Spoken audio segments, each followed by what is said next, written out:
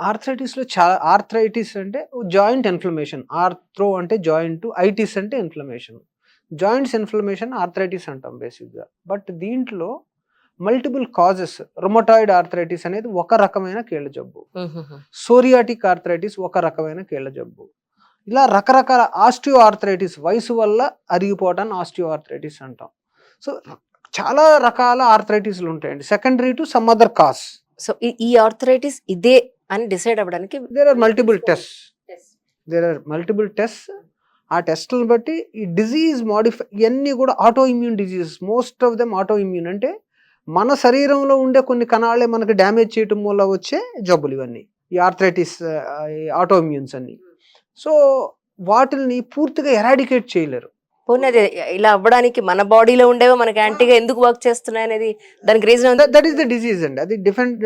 మళ్ళీ దానికి కారణాలేంటి అంటే, ఓ సబ్‌సెక్ట్‌లో జెనెటికల్‌గా కొంతమందిలో వస్తా ఉంటాయి. కొంతమందిలో కొన్ని ప్రోటీన్స్ మిస్ అవుతా ఉంటాయి. సో, దాని మూల వాళ్ళలో ఆహ్, ఆపే పవర్ ఉండదు. ఆ ఇమ్యూనిటీ తీసుకొచ్చే పవర్ ఉండదు. సో, ఆ కారణాల వల్ల వస్తా ఉంటాయి. సో, ఒకసారి ఆటోఇమ్యూన్ డిసీజ్ వచ్చిన తర్వాత దాన్ని ఎరాడికేట్ చేయలేం. కంట్రోల్ చేయగలం మాత్రం. దానికే డిసీజ్ మోడిఫైయింగ్ డ్రగ్స్ అంటారనమాట. సో, ఆ మందులు వాడితే చాలా వరకు కంట్రోల్ అవుతాయి. అయితే ఇక్కడే పెద్ద అపోహ ముఖ్యంగా మాలాంటి చిన్న టౌన్స్‌లో ఏంటంటే హాఫ్ నాలెడ్జ్. సిటీస్‌లో ఇంకా ఎక్కువ హాఫ్ నాలెడ్జ్ యాక్చువల్‌గా వీళ్ళకన్నా. ఉంది. ఫస్ట్ థింగ్ ఏంటంటే వీళ్ళు మందులు రాస్తారు. అబ్బో! ఇంగ్లీష్ మందులు వాడకూడదు, కిడ్నీలు పోతాయి.